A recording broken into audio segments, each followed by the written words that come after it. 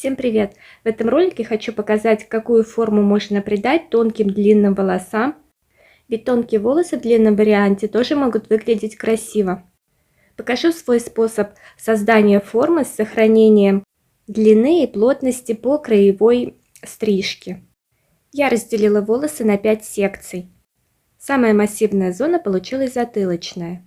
Давайте предварительно посмотрим, как это будет выглядеть на схеме.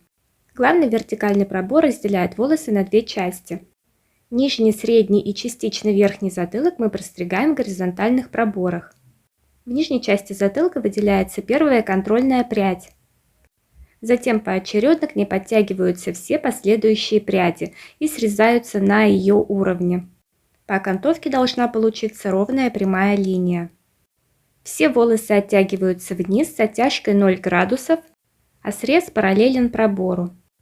Когда мы работаем с нижним затылочным блоком, лучше попросить клиента максимально наклонить голову вперед, для того, чтобы срез получился максимально ровным и точным.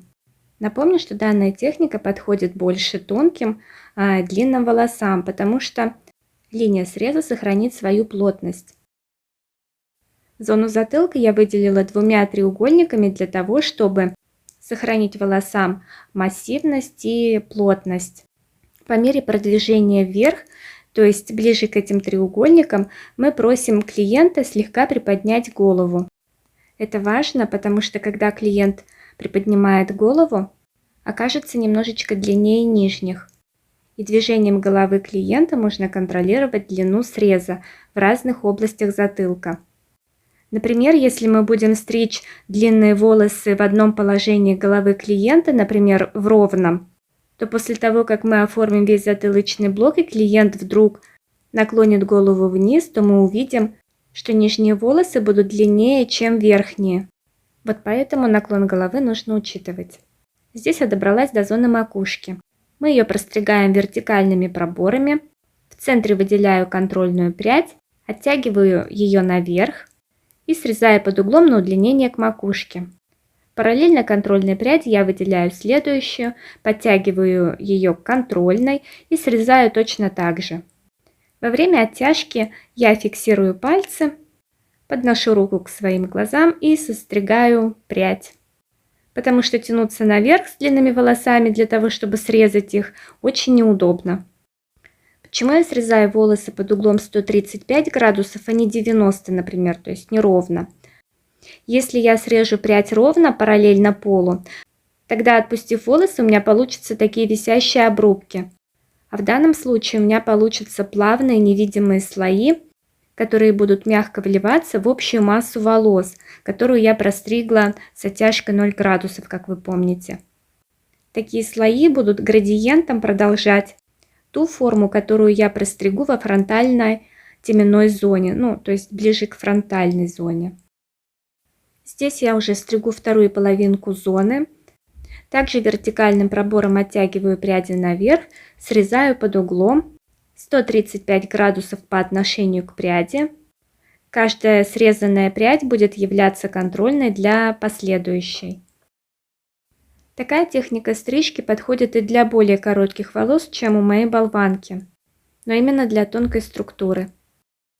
Здесь техника выстроена таким образом, что в результате мы получим несведенные зоны между зоной макушки и затылочным блоком, а также между фронтально-теменной зоной и височными блоками. Таким образом, можно сказать, что стрижка выполнена в несведенных зонах, то есть без плавного перехода между теми зонами, про которые я сказала. После того, как я простригла зону макушки, я прочесала волосы вниз и простригла в ровную линию. Дальше мы приступаем к височным зонам. Буду выделять каждую прядь горизонтальными проборами. На длину волос ориентироваться будем с затылочной зоны. В нижней части виска выделяем прядь и продолжаем линию затылка. Стрижем параллельно выделенному пробору. Голова клиента находится в ровном положении. То есть он не должен наклонять голову влево или вправо.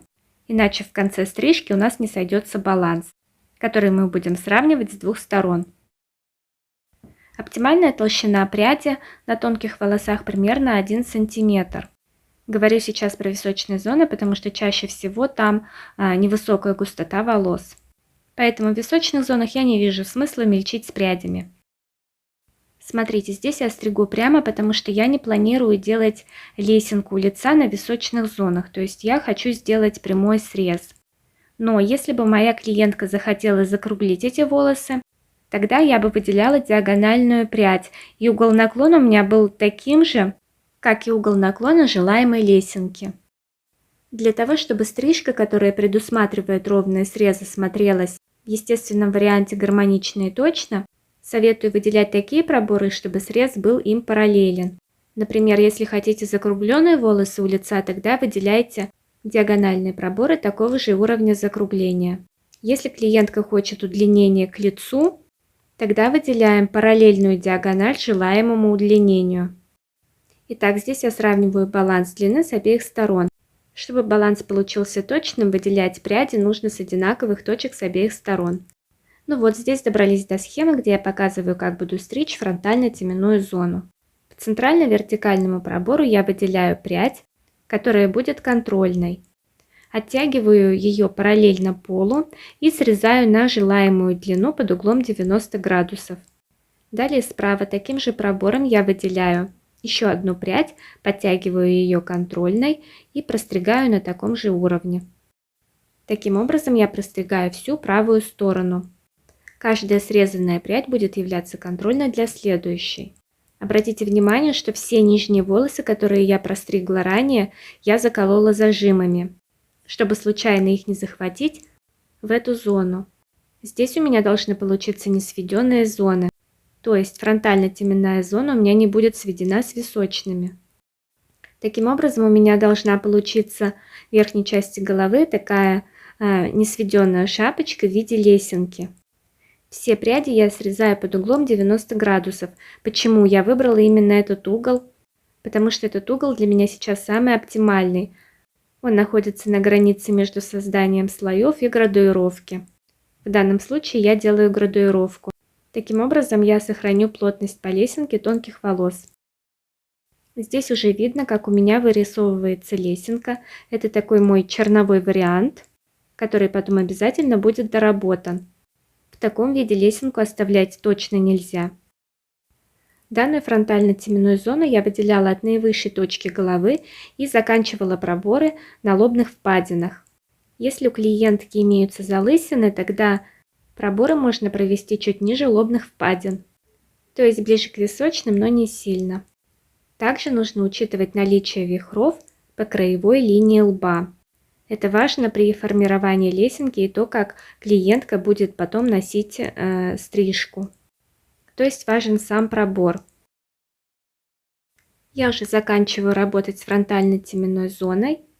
После того, как я ее простригу, я прочешу все волосы в этой части вниз по естественному распаду волос. Подровняю линии лесенки по окантовке с двух сторон и затем приступлю к оформлению челки. Челка будет удлиненная, и она будет продолжать линию лесенки. Я делаю форму арки, это популярная челка-шторка. Выделяю контрольную прядь диагональным пробором, угол среза параллелен пробору. Параллельно первой пряди я выделяю следующую, подтягиваю ее контрольной и срезаю точно так же. После того, как я простригла одну часть челки, я приступаю к другой части. Делаю то же самое. Прядь в центре будет являться контрольной для стрижки этой части. После того, как я подстригла челку, я дорабатываю краевую челки различными методами среза. Я дорабатывала пойнтингом и методом начесом ножницами. Вот такой результат у меня получился без сушки. И вот такая лесенка получилась с уже легкой укладкой на брашинг.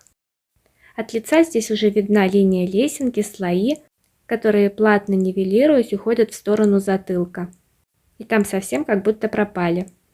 Друзья, пишите в комментариях, понравился ли вам такой вариант и какую стрижку вам бы хотелось увидеть в следующем видео. Спасибо, что были со мной и посмотрели этот ролик. Если понравилось, ставьте лайки и подписывайтесь. Всем пока!